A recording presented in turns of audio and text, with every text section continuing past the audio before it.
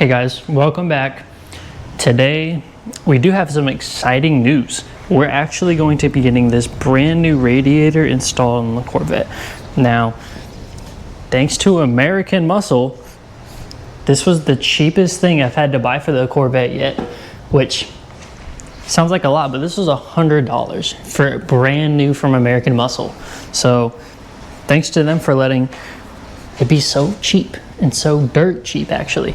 Now I did end up pulling the old one out already, so all those connections are completely gone. The only thing we have left to do besides pulling all the coolant lines out and anything else that came through is get the fan off, which if we can pull this around here without letting it fall,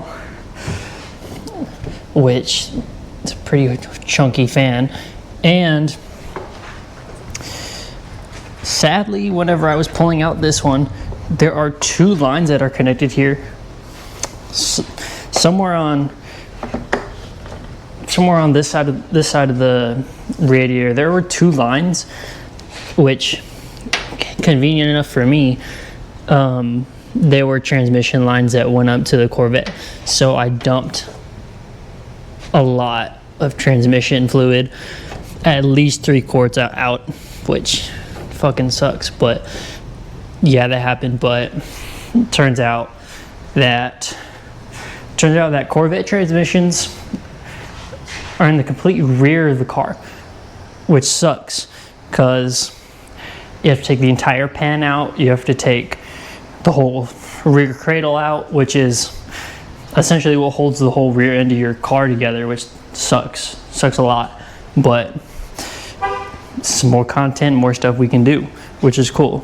But while we get this installed, another thing that I realized is that all 4 of these tires are completely done for. They're either cracked, or the tires debeaded and don't hold air at all. This one I'm not sure about while looking at it, but if we look in the back, tires cracked right here, and the other one up front is the same thing but worse. It's completely flat, tires are all cracked, it looks really bad, which sucks. But if anything, I'm just gonna get some OEM wheels and tires, which would last for sure and be pretty easy.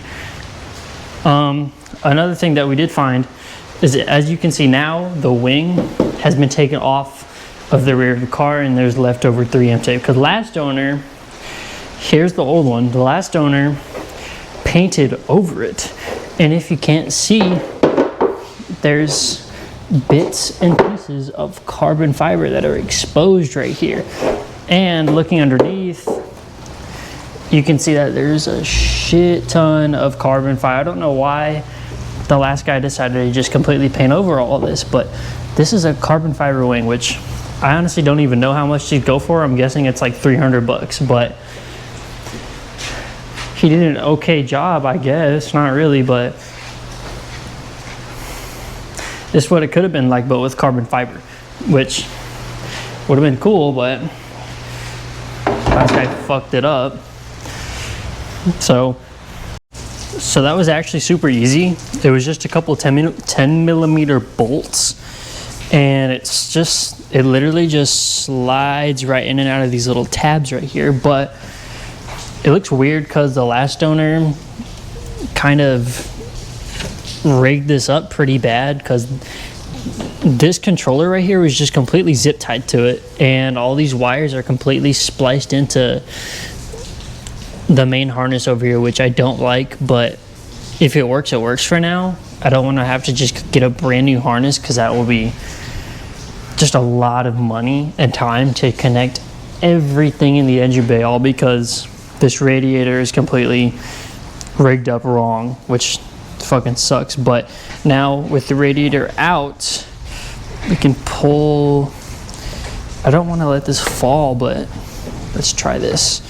With the radiator out, there we go, we can pull the old radiator, set it aside, and look at the difference between the old one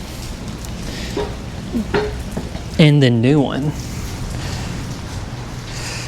Now that is a huge difference. If you can't tell, this one is completely shifted like to the right slightly because the way it was hit in that first accident, especially because you can see it in these cracks down here too, that it was shifted over, and it's all just sitting very crooked, while this brand new one sitting completely upright and straight. So now whenever we get all this stuff mounted up, all these lines hooked up and everything, it'll be straight. It'll sit right with the lower subframe, and the condenser will sit right on top too. And thankfully enough, whenever it was wrecked, the last guy salvaged, if I can find it, the upper radiator support, which it's in pretty good condition besides one of the tabs being broken right here. Yeah, so I also kind of figured out just now that I don't have any coolant with me at all. Whenever I moved into the new house, I completely forgot to just get some and bring all of my other stuff over here. So I think we're gonna have to save getting it flushed and running for the first time for the next video. So in the meantime, we have everything loose and everything's completely empty. So that'll be for the next video. So anyways, let's get this radiator completely installed. That way, next time we get a run. It is raining hard, but damn. But next time we can get it running, driving, get a couple revs in for you guys. Cool. Okay, now after a couple of issues, we kind of got the radiator on.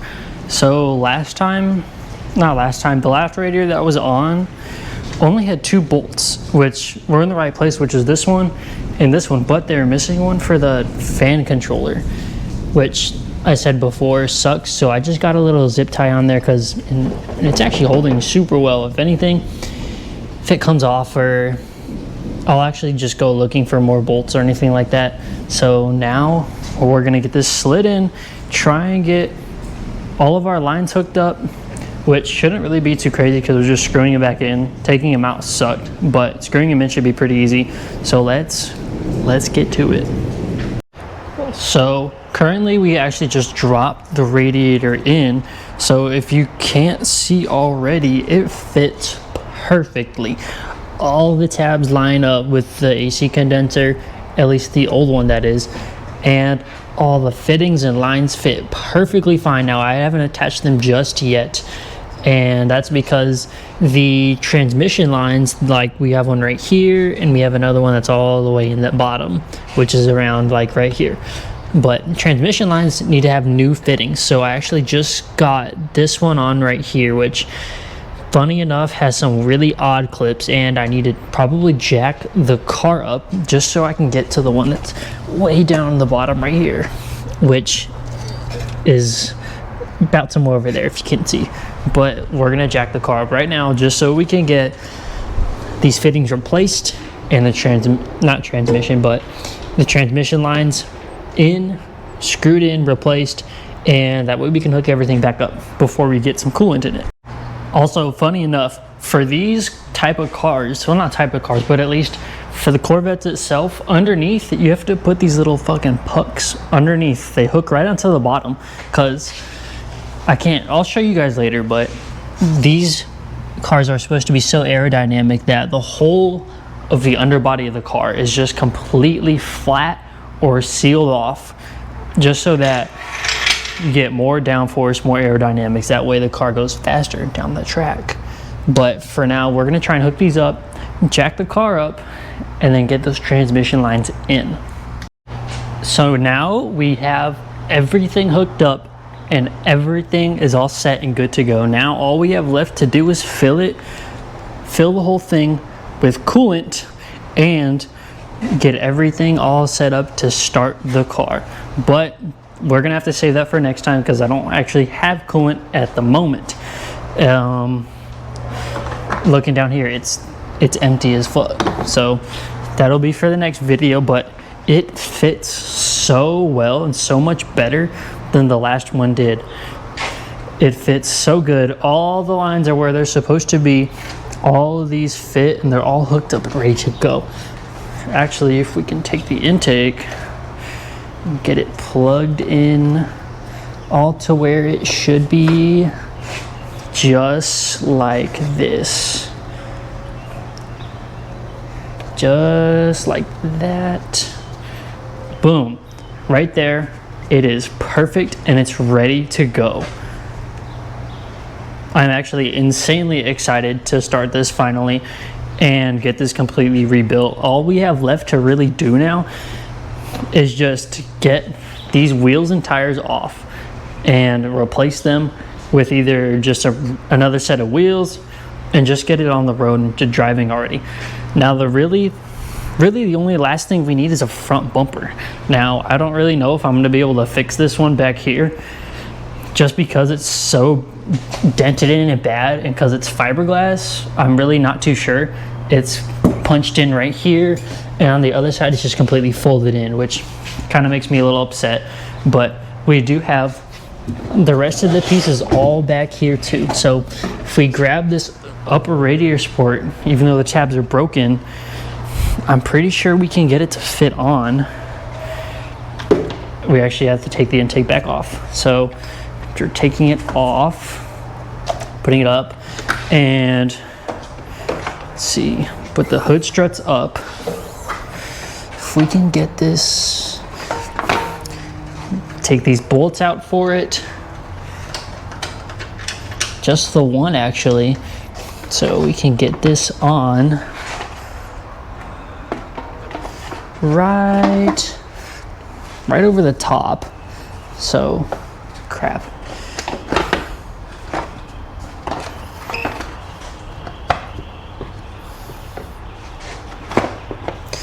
This actually is getting annoying, but slide right over the top.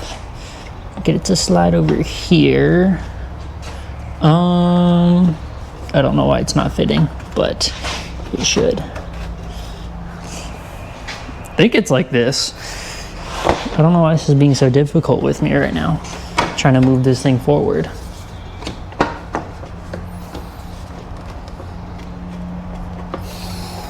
It needs to go to this side a little more. The fuck? Okay, now we have it all hooked up. This looks insane. Now we just have the one that's screwed in right here, but it still works and it still fits like it should. It'll all get mounted up like even better and look way cooler than this once we have everything hooked up. But we have our intake in the corner, which I'm actually going to try and put it on. Shouldn't be that hard, even though one of the clips in here is broken. Kind of don't see, oh yeah, one of the clips right up here is broken, but let's try and bolt this up. Let's see if I can do this while recording. Get it lined up with the first hole. This looked crazy. I put the intake on, which I actually don't like the look of. I really don't like how it just comes up from the bottom. I would rather have either two dual scoops come out other way, or just have one big fat one like everyone else does come out the front like this. I really don't like it. It just doesn't seem like it's gonna filter right, and it looks like it'll just get a ton of stuff that'll come up to the top. There's a filter here, but I don't like it. It works for now, and it looks insane. The car is jacked up, but it still looks crazy cool. Now all we have left to do is get some coolant in and coolant. That way we can just get it to run. And then the last thing we actually have to do is get our transmission fluid, which is gonna suck because we do have to take the whole rear cradle and subframe out, but this looks crazy and looks good. This is wild. This looks so cool. Never thought I would see it actually complete, but this is exactly what we want. We're moving to the right steps, or we're moving forward, taking steps as we can.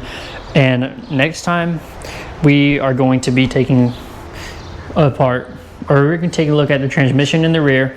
And I think we're actually going to try and redo our wing. So we're going to get all this nice carbon fiber to get exposed and re-cleared. Hopefully I can get some Let's get some of you paint guys to help me out with this, because I actually don't like painting. It sucks, but we're gonna get this thing running and driving next video. With that, I'm gonna see you guys next time.